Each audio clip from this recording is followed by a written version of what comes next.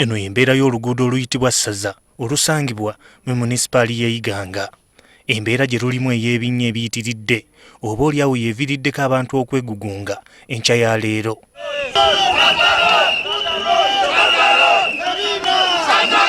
Bakedde kutambula n'ebipande oluvannyuma wabula mu ngeri gy'oyinza okuyita ey'okusiiwuuka empisa basazeewo okusimba ebitooke mu kkubo lino saako okukuma ebipiira. Poliisi ezze Buteesagga okutereeza embeera era ng'ekubye amasasi mu bbanga agabunyizza emiwaba ababadde beekalakaasa.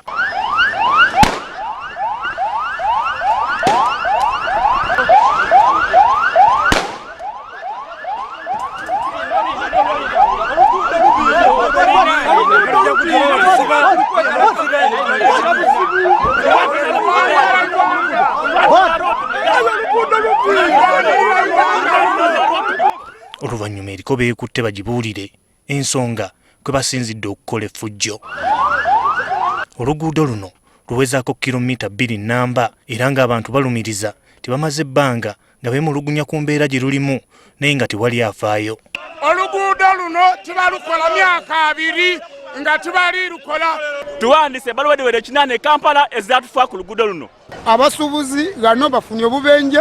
Wadde abantu bagamba nti basaba poliisi okwekalakaasa era n'ebakkiriza yo ebagaanye.